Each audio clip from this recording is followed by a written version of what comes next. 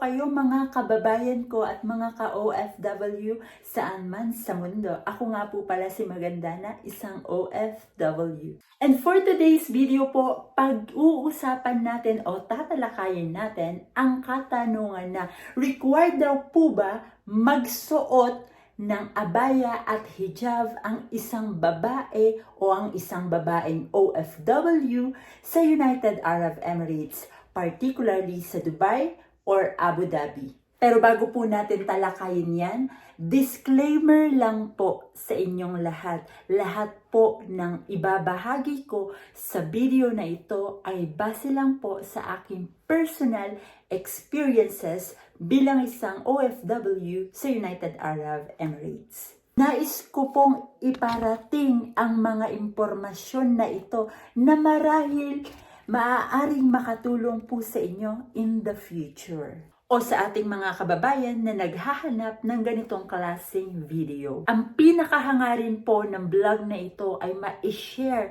sa ating mga kababayan ang ganitong kaalaman. At sana po makatulong po ako sa inyo sa ganitong paraan. Sa abot po ng aking makakaya, i-share ko po palagi sa inyo ang lahat ng aking nalalaman sa United Arab Emirates bilang isang OFW dahil ano nga ba ang lagi kong sinasabi? Sharing is caring. So lagi po tayo mag-share dahil po tayo ay nagkikare. Without further ado, let's get started. So talakayin na po natin ang katanungan na required daw po ba magsuot ng abaya at hijab ang isang babae o ang isang babaeng OFW sa United Arab Emirates, particularly sa Dubai or Abu Dhabi? So may dalawa po akong sagot dyan. Ang yes and no, yan po ang sagot ko. Madako muna tayo sa sagot na yes. Bakit nga ba yes ang sagot ko? Okay, may apat tayong category sa sagot na yes. Number 1 po, Muslim people, yes, required po sila magsuot ng hijab at abaya. And number 2 po, yes, required po magsuot ng abaya at hijab ang mga babae when entering Grand Mosque. Grand Mosque po ay isa sa mga tourist destination dito sa UAE at located ito sa capital ng bansa which is Abu Dhabi. At ang Grand Mosque po ay isa sa pinakamalaking mosque sa buong Arabian country at isa ito sa tinuturing na sagrado sa buong Muslim community. And number 3 po is gatherings.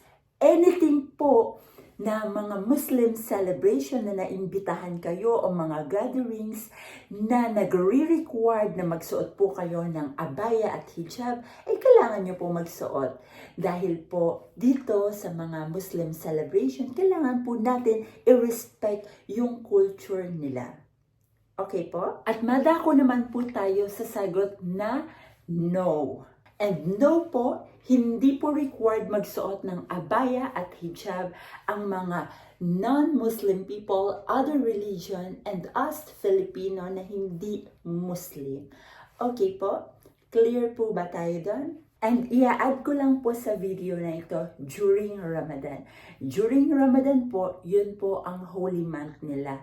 And bilang respect po sa Muslim community na magsuot po tayo ng kahit mga t-shirt na hanggang dito, elbow po natin. At yung mga short po na kahit hanggang mga tuhod po. Huwag po sana sobrang liit na hindi aabot sa tuhod. Yun po ay bilang respect na lang po natin sa Muslim community na nagse-celebrate sila ng Ramadan. And yun lamang po.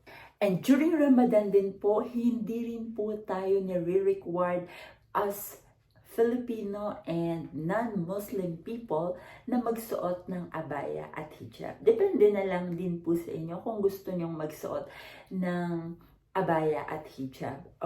Okay po? Clear po ba tayo doon? And that's it for today's video. Magkita-kita po ulit tayo sa susunod na sharing video ko po. Dahil sharing is caring. Please don't forget to subscribe po and comment down below your suggestion and kung saan po kayong bansa nanonood. And comment down below po sa inyong mga suggestion na gusto nyo pong talakayin ko para po sa inyo. Maraming salamat po. Ako pa rin po ang inyong lingkod, Magandana. Maraming salamat po mga ka-OFW, mga kababayan. See you!